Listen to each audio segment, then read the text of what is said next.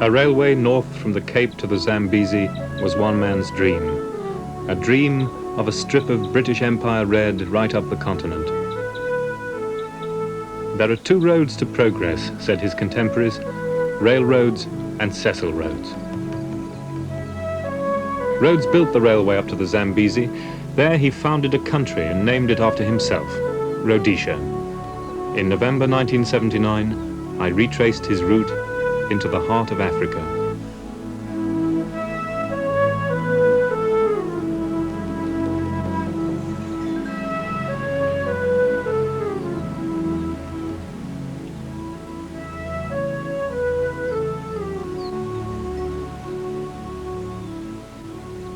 Table Mountain with its tablecloth of cloud. Cape Town, 1979. Mother city of the Europeans in Africa. White tip of a black continent. At the start of the South African summer, the fate of the other white supremacy in Africa is being decided. By the end of my journey, the war in Rhodesia could be over. Whatever happens, the journey will be unrepeatable.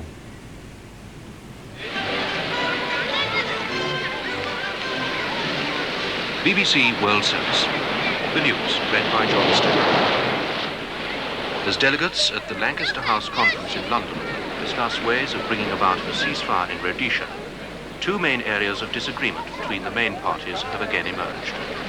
The way the ceasefire will be implemented and the role of South Africa in the country's future. Cape Town Station, November the 16th. Take the blue train, everyone says. Twice a week, it runs the 1,000 miles from the Cape to Pretoria. The blue train is the most luxurious train in the world. It used to meet the P&O liners, and it preserves that vanished air of Edwardian gentility. A train on which travel itself is a destination. The train is ready to depart. Will all persons who are not undertaking the journey please leave the train now? Thank you. The blue train is never late. It departs to the boom of the midday cannon on Signal Hill.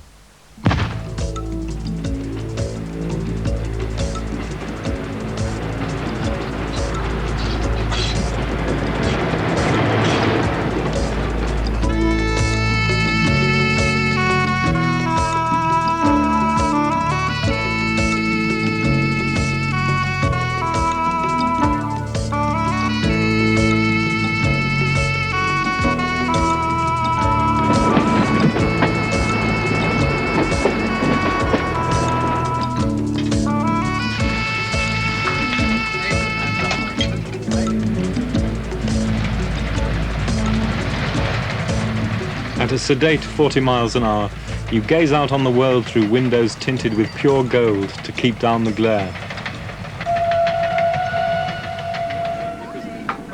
In the bar, a bridge class and the easy camaraderie of a top hotel. I like the little touches, and I love being spoilt. And they really make a fuss of me because as a regular traveller I become one of the family almost, you know. I was even presented with a pink carnation from the display one day and welcomed aboard.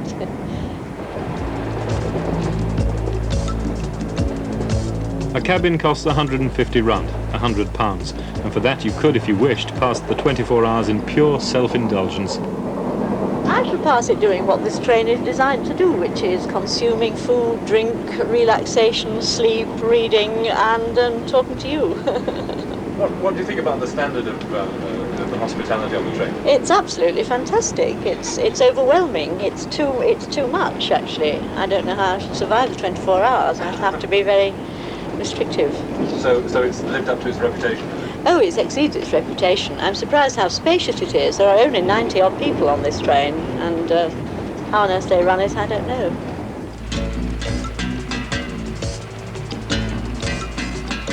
Before lunch, I pay a social call, there's no other word for it, on the occupants of the luxury suite. In addition to a limitless drinks cabinet, there, 205 rand, £120, buys them a plush bedroom, a bathroom with full-length bath, and of course a servant at the end of the bell. Well, you really do get 5-star service in every way, and I mean that. I tell you, I'm not looking forward to getting off tomorrow. I enjoy the luxury too much. What, I mean, you're in the top kind of suite on the train, aren't you? What do you get? How many rooms have you got, and what is there in them? Well, we've got a lovely bedroom, a lovely room to entertain people like you, all the bathroom facilities. What else would you want? And you can watch the world go... Watch the world go by, and the bar service. Cocktail cabinet for your husband. The first hours of the journey passed through the fertile, temperate plains of Cape Province, with their oak trees and vineyards, heartland of the original Dutch settlers of the 17th century. Their descendants, Afrikaners, Africans, they call themselves, have formed the ruling elite in South Africa since 1948. It was they who introduced apartheid, the total separation of black and white races. On the train, I meet Willem de Klerk, a 10th generation Afrikaner, a distinguished writer who farms in the mountains near here at Paarl. In the great spaces of South Africa, the people and the railways have always been bound up together.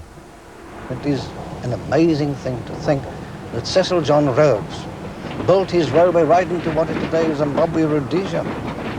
The railway, people became sentimentally and emotionally attached to the railway as part of the South African scene. It also provided an enormous repository for these Afrikaners who had been driven off the land after the Anglo-Boer War and who migrated to the cities. The Afrikaners have only been in the cities for 2 generations, and the railways provided opportunities for them. It was a socialist institution. And at those days, of course, to start off, the railways had in their topmost posts, they were mainly British people because they had a longer experience of all this. But the Afrikaners started at the bottom and they came up and eventually took it all over.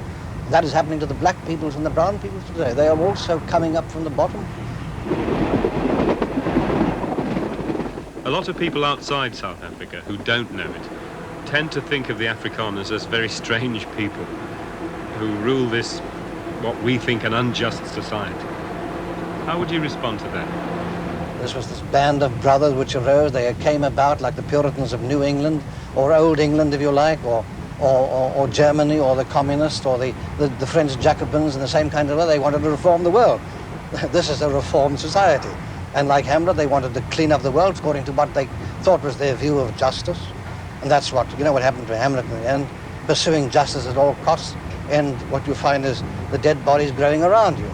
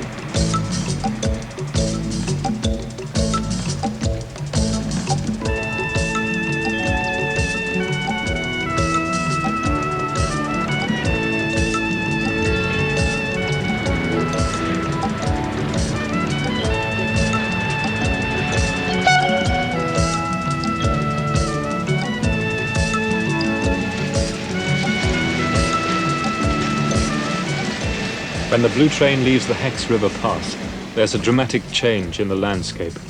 We enter a wilderness like nowhere else on Earth. The great Karoo, the Hottentot land of thirst.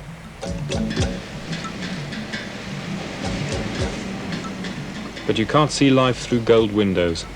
At 5 o'clock, the blue train stops at Taos River to change engines. I shall get off there to discover something of the people who live by the track.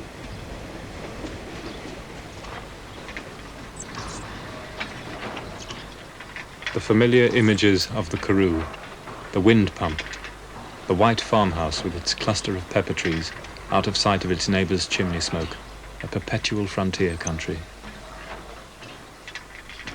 A drought-stricken land where only sheep are worth raising.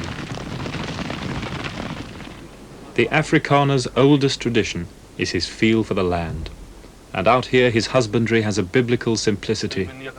This sheep is about to have its throat cut. It's the owner's monthly gift to his workers on this farm by the railway track. The owner doesn't live here. He runs the place through the larger-than-life figure of his foreman, Dan, the old boss. A countryman like his Afrikaner forebears, Dan has the Karoo touch. He is the man who knows sheep, who knows the veld. I talked to him of his relationship with his workers through an interpreter, for in the Karoo the language is Afrikaans. Baie goed. Baie goed. Ja. Hulle is my kinders. He treats them as his children. Ons sien hulle as ons kinders. Dis my en my vrou se kinders. Both him and his wife treat them as children. Hulle behandel my asof ek hulle pa is. En stel dit jou tevrede. Die kinders noem my oupa. Ek het vir hulle gesê, hulle kan vir my sê, meneer. Hulle kan vir my sê, net soos hulle wil, hulle kan op my naam noem. Hulle moet net nie vir my sê, mister nie. Jy sien? Hulle moet nie vir my sê, mister nie, maar hulle kan vir my sê, soos hulle wil. Toe sê hulle vir my. Hulle sien nie kans om vir my te sê, meneer nie. Hulle het groot geword in die land om te sê, baas. En uit hulle eie sê hulle vir my baas. What does Dan feel about the landscape here? Does he love the life? Vat my weg van die plaas af, dorp toe. En binne 2 maande kan jy my begrawe. These are the houses of the farm workers. Among them Piet and his wife Maria. How do they feel about their life here? Hier is glad nie lekker by opas van vieren nie. Mens ly hier te veel honger. Want opas van vieren die gee vir 'n mens net jou meel en jou koffie en jou suiker en tabak alles elke maandag al oor 8 dae. En ander kos kry jy nie. Jy's meer van daar as jy honger, jy moet swaar werk en dan moet jy honger ook wees. Inside Maria's house is scrupulously clean, the kitchen shelf lined with empty jars. A good worker here makes 40 rand a month, £24, but Piet is a deaf mute after a farming accident when he was 18, and because of that earns 30 rand, £18. Maria has better hopes for her children. Die meisiekind moet 'n welsin juffrou wees. Die tweede oudste seun, plommer, houtwerk. En die baby, hy sê hy wil gaan vir die spoorweg. Nou sê hy baie keer as hy sien sy pa pay so min, dan sê hy, as hy eendag groot is, gaan hy maar op die spoorweg werk. Laat hy kan baie geld kry, laat hy ook aan vir pa klere koop en vir ma kos koop. Nou miskien is hy nog maar dom, ons weet nou nie, maar hy is nog 9 jaar.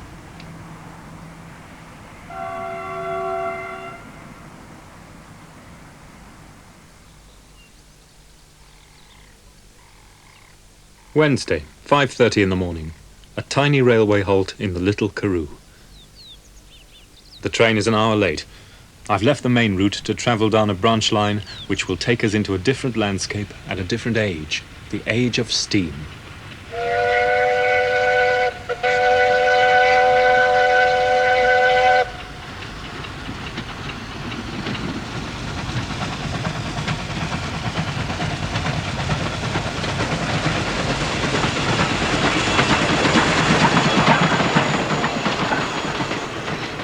I'm about to find myself classified for the first time. I'm now a first-class white. The blue train has international status and is therefore unsegregated.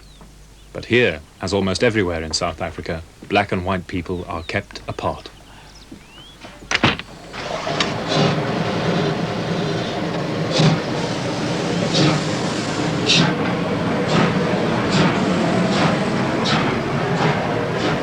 The locals call this train the Magadas. They can't agree why. Muck and dust, someone suggested. Make a dash, said another. But surely not. It takes 8 hours to do 80 miles. Still, no one seems to mind. Sitting alone in my all-white compartment, I remember it was on a train in South Africa that the young lawyer Mahatma Gandhi conceived his implacable war against discrimination in the British Raj. And indeed, nothing much can have changed here since the 20s. when the Magadas first ran.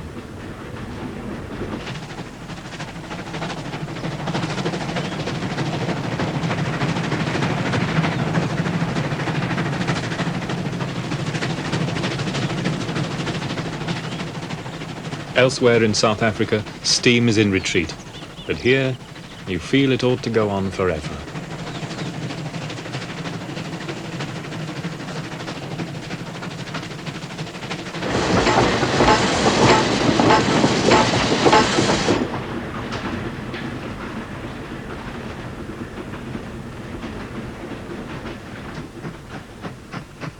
Here the steam engine has become part of rural life. It links local communities in a region with few made-up roads. It ferries workers and their families to the vineyards in the Ladysmith Valley. It brings supplies to the isolated country farms, and it carries domestic water in the long dry season.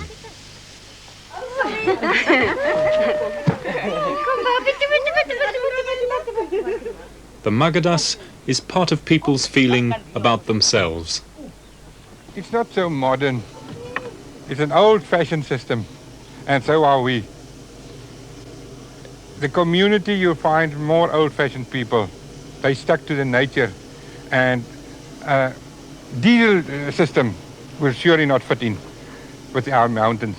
We just got to have this steam locomotives here.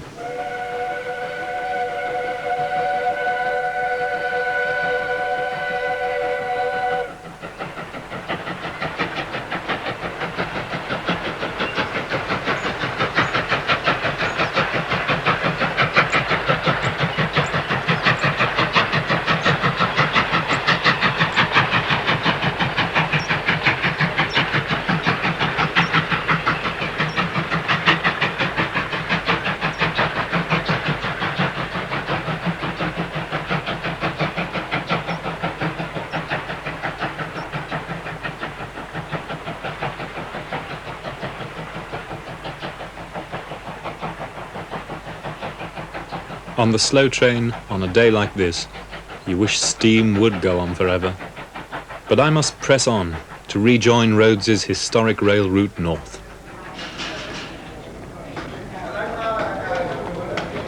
Thursday morning, 4 days out. After 12 hours overnight on the local express, I'm in DR, 600 miles out of Cape Town. From the space of the Karoo, DR is claustrophobic. Central Rail Junction, the Karoo of South Africa. Here we meet the age of steam head on.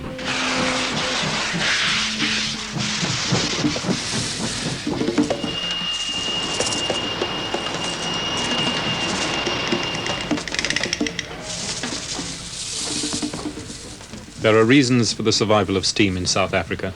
The Republic has no natural oil deposits of its own, but it does have ample coal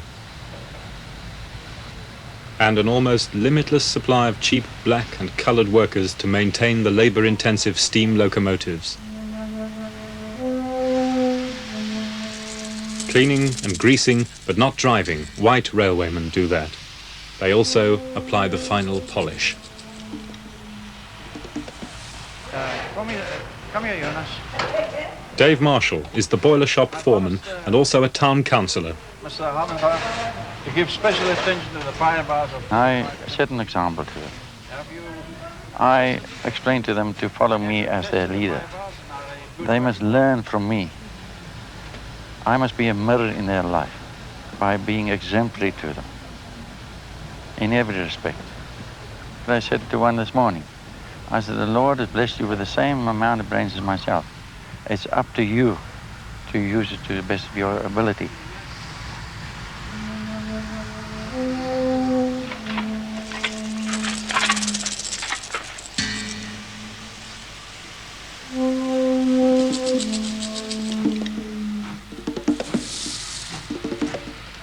Everyone I meet here talks of change, but what will that mean in DR, I wonder?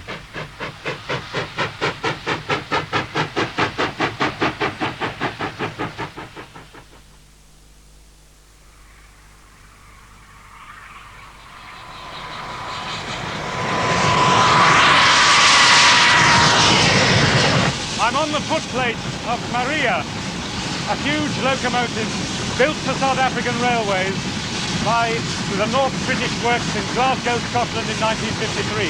So it's part of the British story as well, because this is one of the very last of the great locomotives that came out of Britain to southern Africa.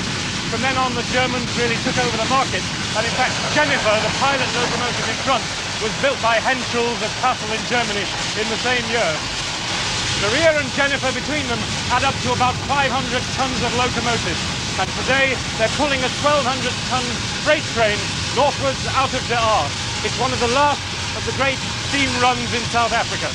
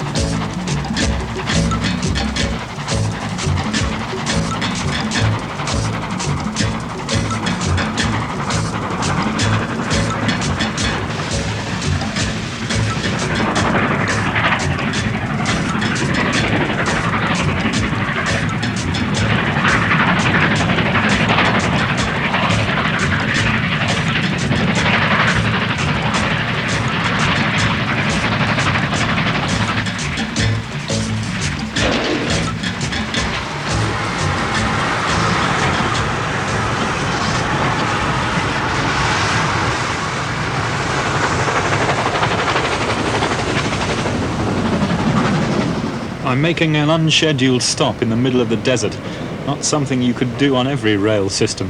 But with South African Railways behind you, the biggest organisation in the Republic, you can do almost anything.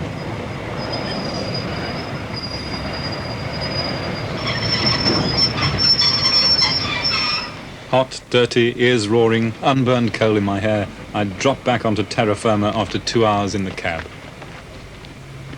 If South Africa is the last stronghold of steam, then the line from De Aar to Kimberley is the steam buff's paradise.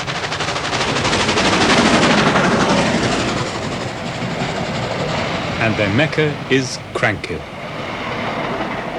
A halt in the desert with a general store come post office and a hotel. There you can watch the trains go by your bedroom window.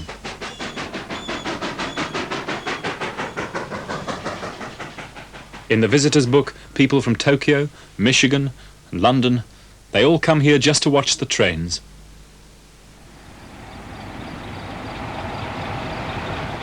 They certainly don't come here to get a good night's sleep.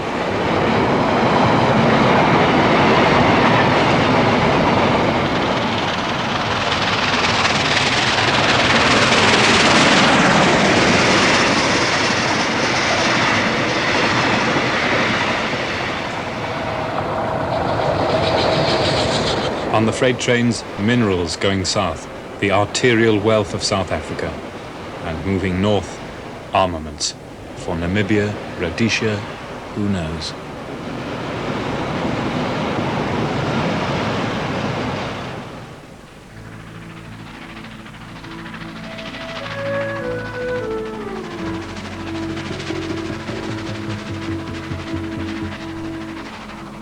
Dawn in the brilliant immensity of the high veld, a clarity unimaginable to this traveller from the cold north.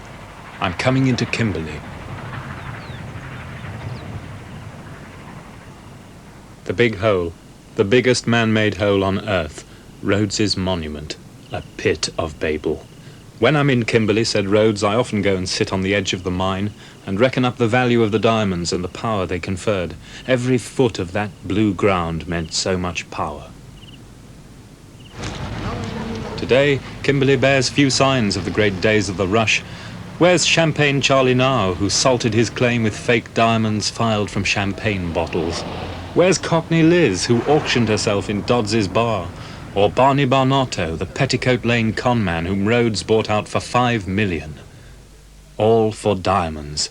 For the vanity of women, Winston Churchill said here in 1900, and the depravity of man, replied a woman. Kimberly catered for them both.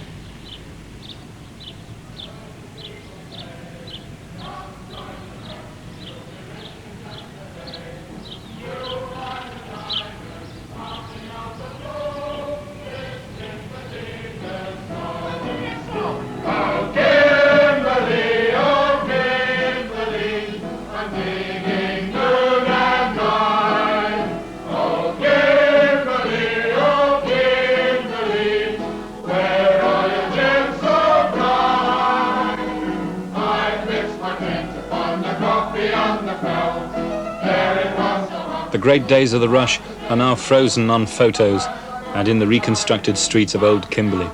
The whole place may go that way in 10 years, when the diamonds finally run out.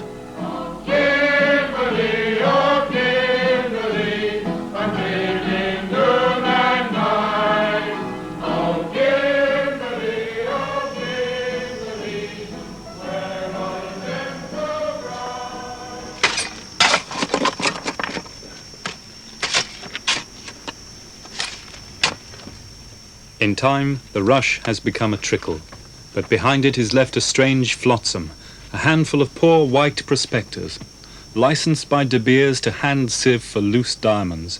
Today the temperature is 114 degrees, but Larbotus is working as he has here for the last 58 years.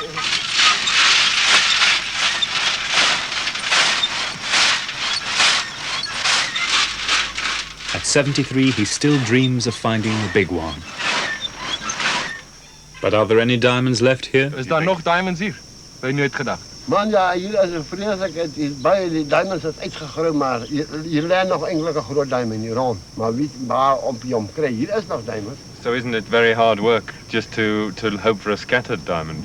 Kijk, hier is nog enkele grote diamonds. Kijk, daar en over de tijd terug staan daar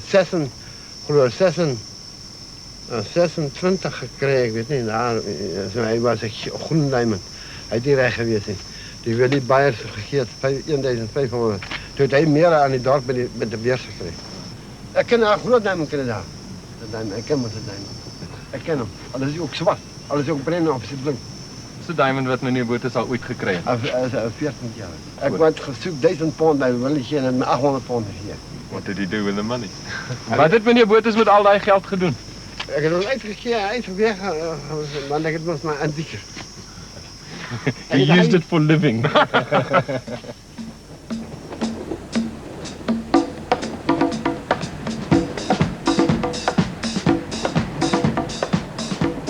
Monday morning, a week out.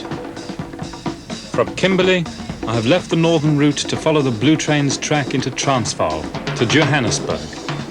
Boom town of the 1890s gold rush, the African Klondike. You arrive in Joburg past yellow heaps from gold workings which go down 11,000 feet below these skyscrapers, so deep as to feel the inner heat of the earth. The place is literally and figuratively built on gold.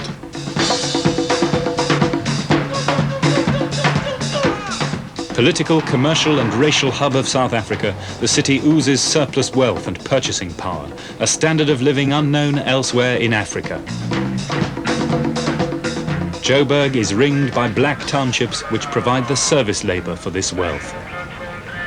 This is Soweto, the biggest, home of 1.5 million people, largest city in Africa after Cairo. From Soweto, commuter trains pour black workers into Joburg. To go there, I needed a special permit, for apartheid works both ways. An hour's journey from the city by train, Soweto is out of sight from Joburg, on the far side of the buffer zone required by apartheid. It was largely out of mind until the events of June 1976.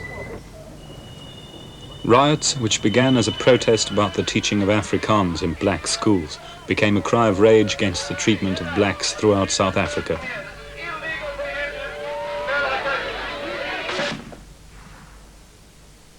But Soweto, with its urban flash, provided the fuse, and of the 700 killed by the police, 400 died here.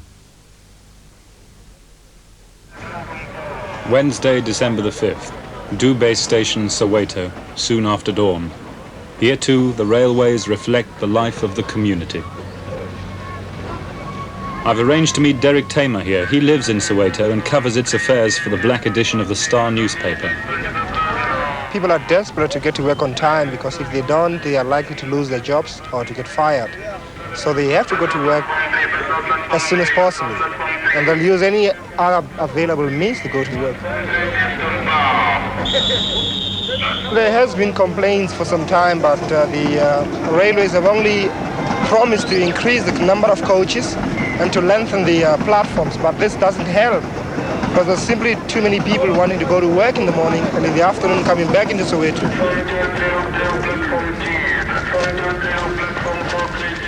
People are here temporarily just to supply their labor to the big cities of Soweto, which is Johannesburg.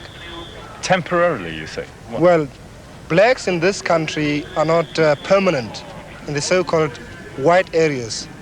So they are here only and simply to supply their labor. So they have to commute between Soweto and the city every day. What I can say, this is a temporarily permanent situation. Do the people of Soweto feel temporary? No, people feel quite permanent.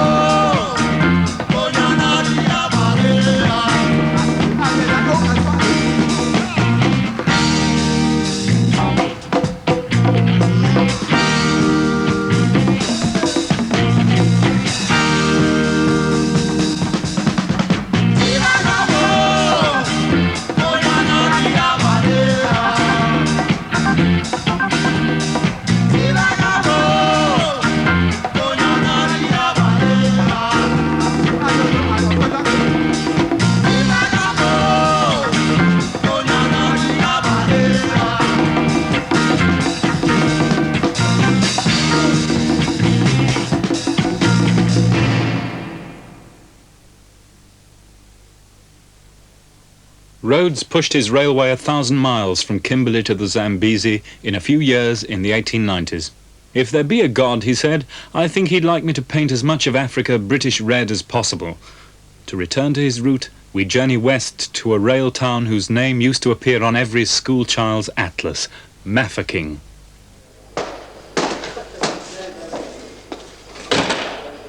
I suppose I came here expecting that somehow the Boer War siege would still be tangible.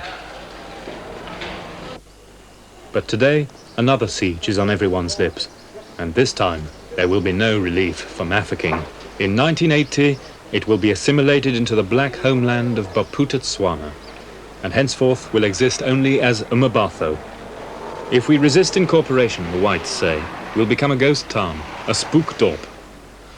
But in a way, that is precisely what Mafeking is, and its real ghosts lie in a corner of a foreign field that does indeed remain forever England. Britons always loyally declaim about the way we rule the waves. Every Briton's song is just the same when singing of our soldiers brave. All the world has heard it, wonders why we sing. Some have learned the reason why. We're not forgetting it, we're not letting it fade away or gradually die. Fade away or gradually die. There's only one survivor of the siege now, Nora Karoo. I think we took it as another day. Of course, I had a good mother who looked after us. My father worked in the town. I think he took the water round and gave it to the people. But we didn't think much of it, really. We children didn't. My mother often used to shout at us and say, you'll be running about without a head just now. But of course, that was only fun, I think. What do you feel about such a historic old town going into one of the native homelands? Isn't it going to be a bit strange?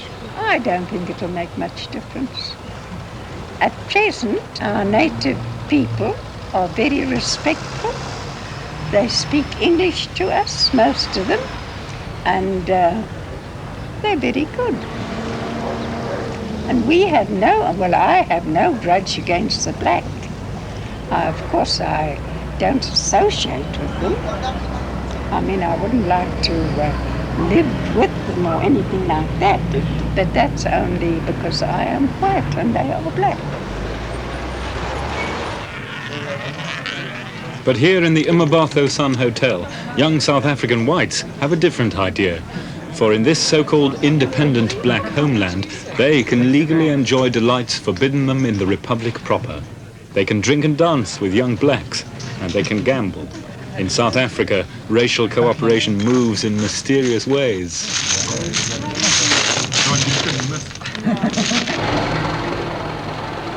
Friday lunchtime, December the 7th.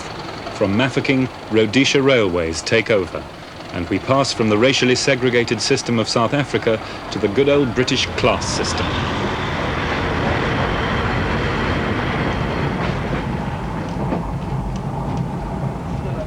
The next stage of the journey is a 24-hour, 500-mile ride to Bulawayo through the spacious, exhilarating veldt of Botswana. Good afternoon. Botswanan customs on a Rhodesian train. It's curious when you stop to think. After all, further on up the line there is a war going on. It's hot, isn't it? I'm really suffering a bit coming from England. And Botswana, a frontline state, is sheltering guerrillas of the Patriotic Front. But in Africa, railways transcend politics. If your enemy runs the railway which brings your maize, then you have to compromise and keep to his timetable. Rhodesia Railways have run this service since they started. Now Botswana is negotiating to get the line back. They want their own railway after all. Meanwhile, they're very gentlemanly about it. Right the way through southern Africa, through South Africa, Botswana, up to the falls and the Zambezi. Oh, I see. I'm travelling through. That's nice.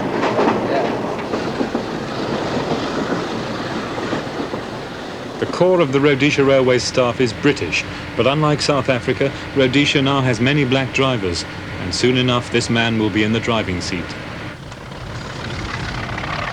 Larger in area than France, with a mere 750,000 people, Botswana is unexploited.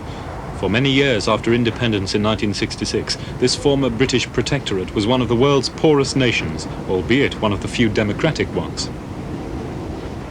But there's been a dramatic increase of wealth and urban population in the last 15 years.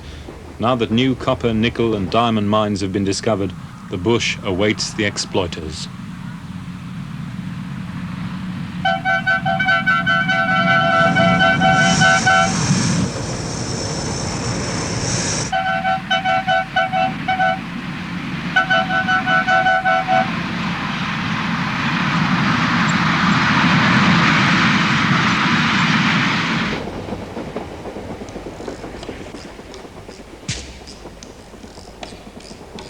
Now, this is what I call train travel. Forget about air conditioning and gold glass. Open the window.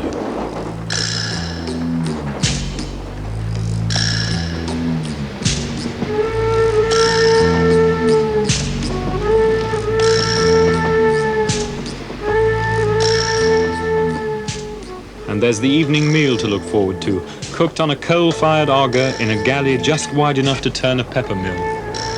Oh, marvellous. Thank you. It's tremendous. And after dinner, what sensations to sit back to. The sounds and smells of the fringe of the Kalahari, bushfires, cattle trails, sweet grasses of the veldt, chatter of distant voices.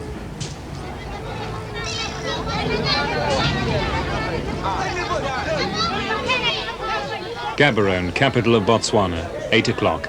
It's Friday night and a lot of people want to go home for the weekend. The steward is allocating sleepers and bedding in first and second class. Friday night it's always packed, and there's a fight for berths. B. 2056B. Watch out for the girls if you're on till Francistown, someone says. Friday night, pay night. And of course, the delight about the Bulawayo slow train is that you and your fellow travellers are not segregated. Not that that makes everyone overjoyed to be on the train. In fact, I don't usually like traveling by train, you see. I prefer when you go with a car, you can do anything on the road, you see. You can stop and then make, some funny games or, stop or do those kind of business, play guitars, just like I like music, you see. Yes. Yeah. And you can stop on the way. But, I mean, do you like this train? But, it's cheap to travel by train than by vehicle. Yeah. What about this train? Do you like it? Yeah, I like it. If you're in second class, it's better. But if you're in fourth class, sometimes there are a lot of, It's a bit full. Yeah, it's a bit full. That's why, and then many people, try to cheat others. Some people sneak money from other people's pockets. You see. Thanks for the tip. I'll sleep on my wallet. It's only 10 o'clock, but people here go to bed earlier than in Britain. A friend in Joburg lent me Stanley's Travels Through the Dark Continent. In 1879, he said the Europeans would carve up Central Africa in 20 years, and they did. What would he have made of 1979?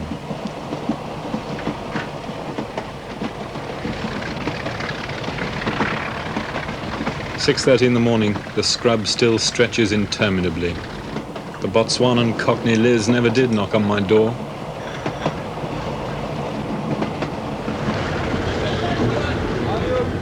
Francistown, the old capital. This was the centre of Africa's very first gold rush in the 1860s.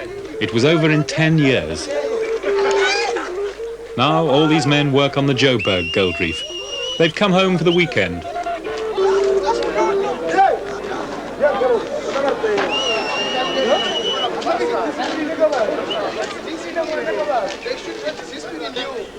The night's haul from the ragamuffins and thieves in fourth class. A poor and incompetent pickpocket.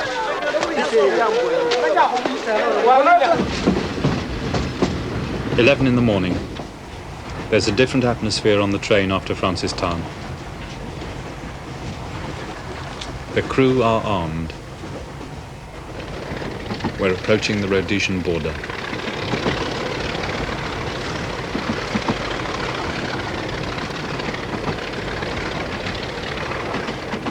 Soon after the border, I meet my escort.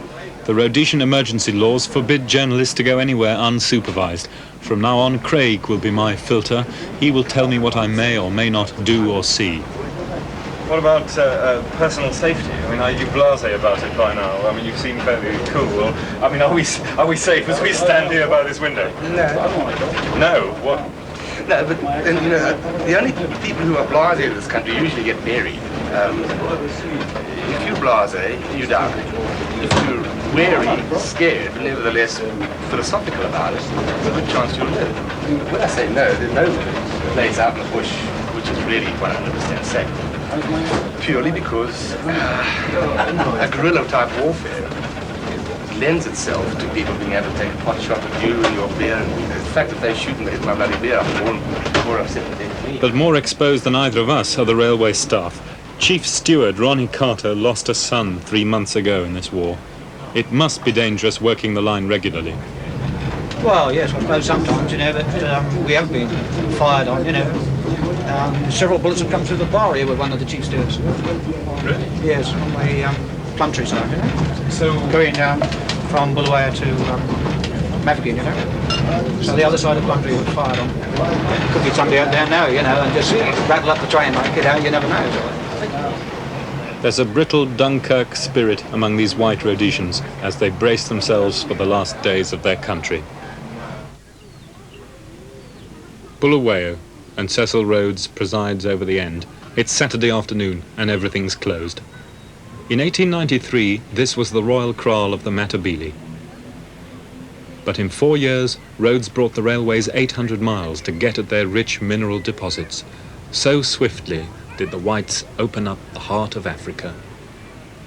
Beaten by Rhodes's mercenaries, King Lobengula signed away his land in a famous peace parley celebrated by white Rhodesians as the founding of the nation. It was said of the blacks, Their past is gone and they have no future. Rhodes lies outside Bulawayo in the granite hills of the Matopos. He never saw his railway to the falls completed. Here at the graveside, Kipling spoke his epitaph. Living he was the land, and dead his soul shall be her soul. By July 1980, steam here was to have been a memory, but in the last 2 years of the war, the trend has been reversed. Rhodesia has large coal reserves, and steam engines are being rebuilt. In this way, the illegal Rhodesian government has overcome sanctions. Rhodesia's railways lie at the centre of the railway systems of southern Africa. Nigel Leacox, soon to be their head, is optimistic about the future. Rhodesia Railways is a professional body which will go on providing the service to whatever government is in power in this country. So, and you think it will be able to do whatever? I mean, if the Patriotic Front took power in this country, you would still feel confident that that service would continue? Well, the Patriotic Front, if they did come to power in this country, will still need a railway, and we are there. We are the people who are best equipped with our knowledge of African conditions to continue to play a part in this country. And I would certainly hope that whatever government came to power would appreciate that fact, because after all, it's the future of this country that we're concerned with, and that is the best way that we can play a part and maintain an economic balance in this country.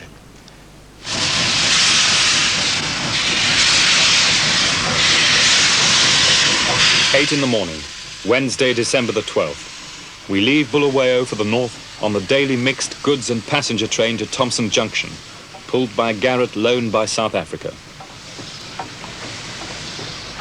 We're carrying extra water, and the passenger wagons are separated from the engine, for if the boys in the bush attack, they'll go for the driver first.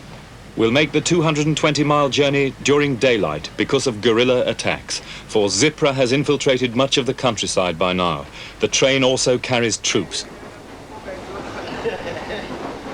There is only a handful of passengers, but they all know what to do in an emergency. The women too. I've been taught to disarm a firearm, to take it apart completely and re-put it together.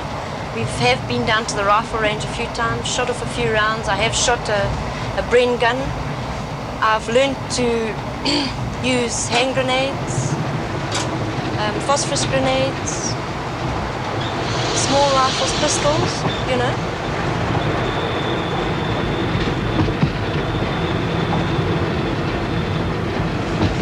We've lost close relatives, you know, friends, relatives. And it does affect you a little bit, you know, you get a little bit bitter. But I'm sure once everything's sorted out, things will be much better, which I'm sure will happen. I think it'll come right. Do you think that the bitterness that white Rhodesians feel towards black Rhodesians is going to disappear easily? It's not going to be easy, no. It's going to take a bit of time and really hard thinking. But I think in time to come they will realize, you know, they can't carry on fighting for the rest of their lives.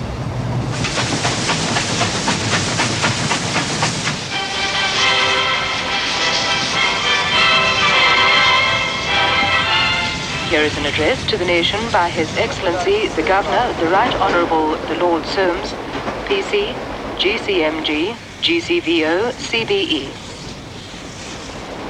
On this, my first day here, I want to explain to you, to all of you, Rhodesians, why I have come to serve here for the period which is necessary to enable elections to be held, and for your country to achieve its rightful place in the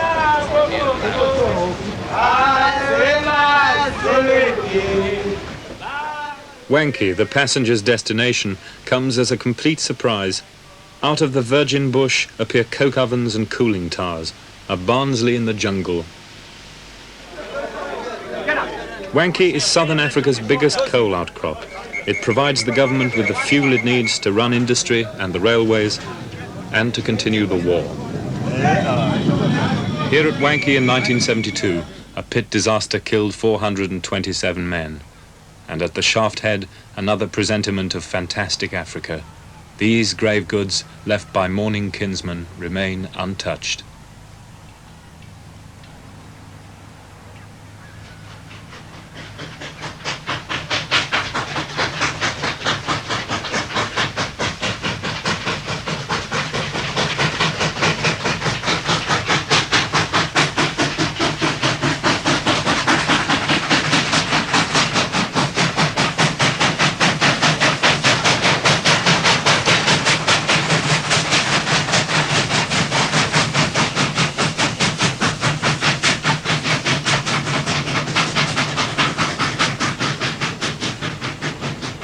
Wankie is a company town. It is owned by Anglo-American and hence is part of a big business mineral empire which rules right up this railway line. The big hole at Kimberly, the Joburg gold reef, the diamond pipes in Botswana. The land here went to De Beers as part of the deal for funding Rhodes's seizure of Matabeleland and passed to Anglo-American in 1953. More than any other place, this sustained the 15 years of UDI. Its coal reserves will last another century.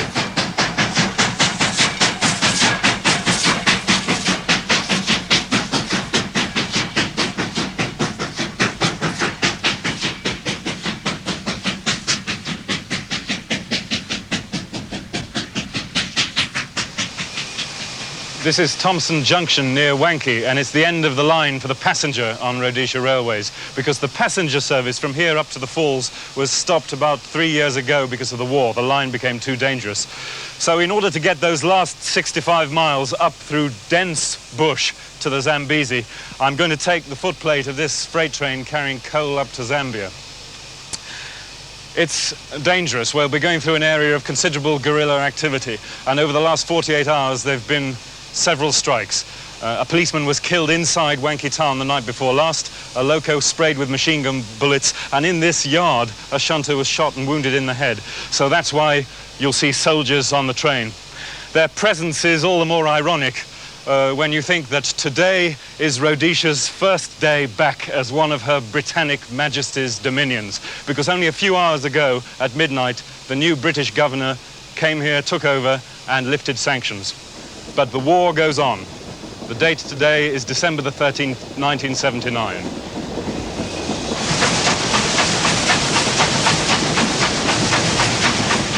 These men are risking their necks to ferry supplies to their enemies. Our manifest says our cargo is South African maize and Wankie coal bound for Zambia, the country which shelters the Zipra troops of the Patriotic Front who are in the bush around us.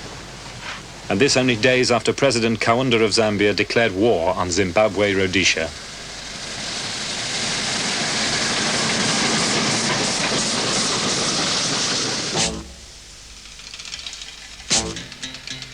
Matetsi. We have to stop here to take water in the heart of a guerrilla no-go area. A father and his son were shot dead here last week.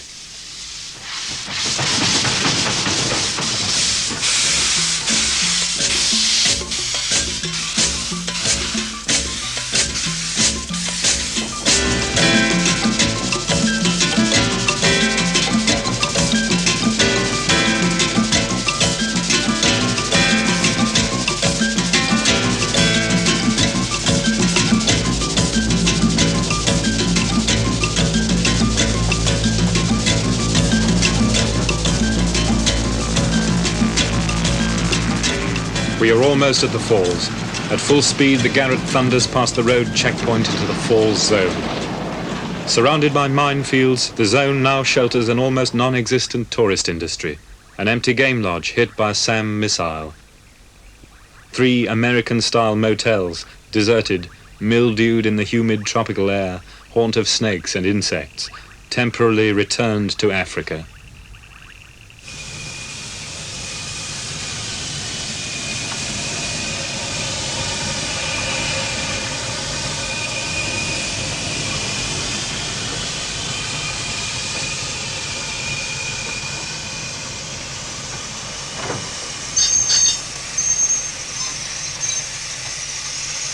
Well, here it is, the end for us of a journey of 2,000 miles. And as you can see, 395 brought us here unscathed, unmarked, but for a face full of coal dust. Passengers no longer alight here to come and see the sights. And it may be a long time yet before another Zambezi Express connects the Cape with the falls.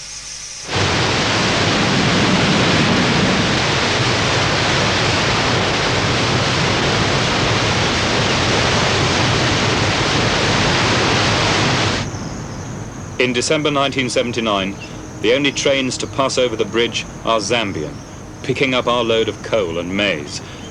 In December 1979, this is the front line in Africa.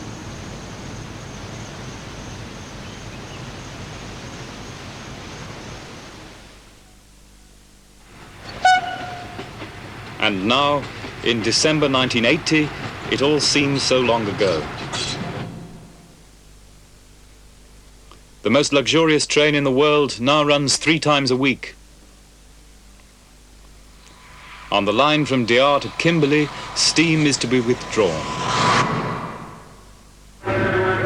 The South African government says that Soweto will be given city status. Its people could be permanent. Mrs. Cruz Mafeking is today part of Maputo, Tswana. Rhodesia railways have become the national railways of Zimbabwe. You can take a passenger train once more to Victoria Falls. It's hardly 100 years since these falls were first seen by a white man. A scene so lovely, said Livingstone, it must have been gazed on by the angels in their flight. In that time, the tide of white colonialism has advanced and receded. It may be too late for South Africa to respond to that tide. Like the falls themselves, the current of history is remorseless, unswerving, and deaf to persuasion.